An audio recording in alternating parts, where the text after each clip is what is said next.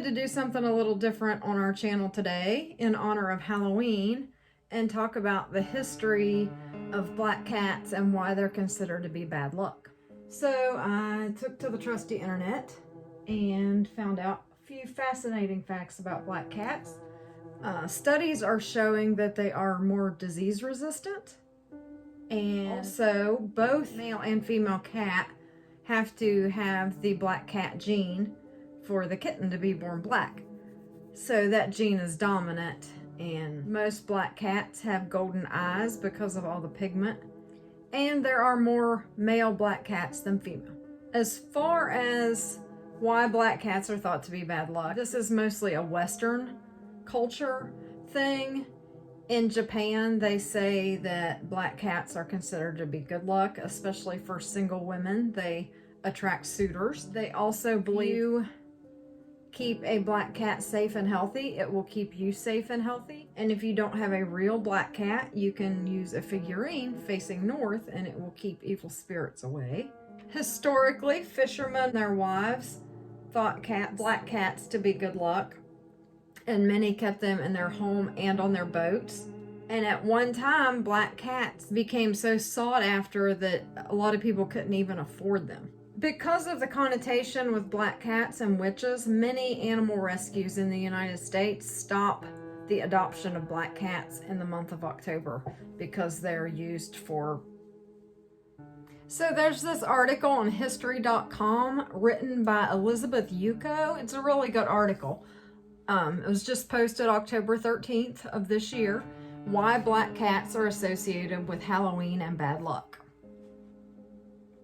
This article talks about the connections between humans and cats dating back to ancient Egypt, where cats were considered divine, and then their appearance in Greek mythology, where the goddess of magic, sorcery, and witchcraft had a cat as both a pet and a familiar, which is the creature that assists the witch.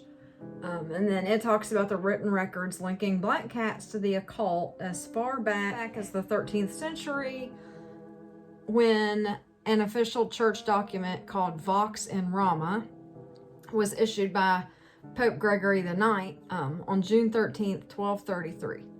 And in this document, black cats were declared an incarnation of Satan. Shame on you, Pope Gregory. And that was a quote from the book Black Cats Tell, True Tales and Inspiring Images by Layla Wild. And this decree marked the beginning of the Inquisition and church-sanctioned heretic and or witch hunts. Initially, it was designed to squash the growing cult of Luciferians in Germany, but quickly spread across Europe.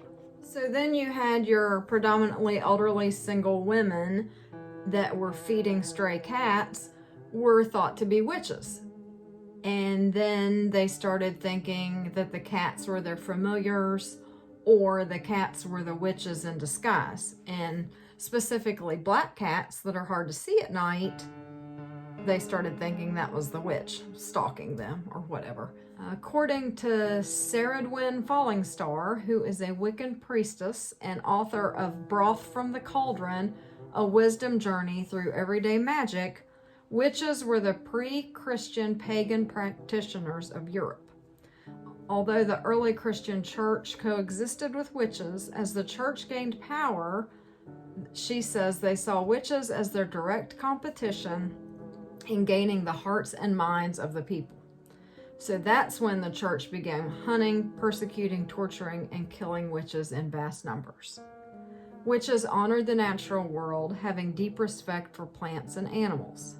Affection between human and animal, therefore, began to be seen as diabolical or devilish, and the old lady with her cats became seen as suspect. It goes on to say it wasn't only the connection they fabricated between witches, cats, and the devil that the early Christians feared. They also saw them both as threats. And I really like this quote. Cats, like the women accused of witchcraft, tend to exhibit a healthy disrespect of authority. They don't fawn like dogs upon even the unworthy. In the church, neither independent women nor independent animals were to be tolerated. That's a really good quote. And then it goes on to say, at some point, the pairing of witches with cats narrowed to black cats. Falling Star says it's not entirely clear why this happened.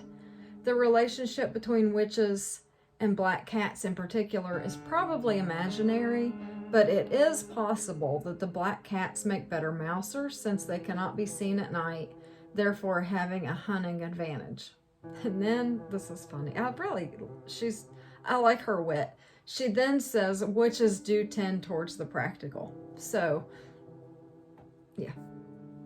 And then eventually the fear surrounding black cats and their association with witchcraft made its way across the Atlantic Ocean, courtesy of the Puritan colonists. It was according to Daniel Campora, Associate Professor of English Language and Literature at the University of Toledo. The idea that witches could turn to their familiar likely evolved from those accused of witchcraft having cats as pets. So then it goes on to talk about, I really like this article. It goes on to talk about cats being blamed for spreading the plague.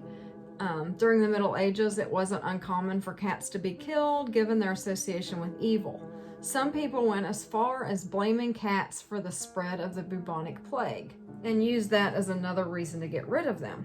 However, that backfired. And another quote, in a particularly bizarre piece of irony, the killing of the cats helped fuel the spread of the plague, Campora says. With the reduced number of cats to control the rodent population, the disease spread rapidly. So that's what I found out about why people think black cats are bad luck. As you can see, it's probably ridiculous. Unless I'm a witch and that's my familiar.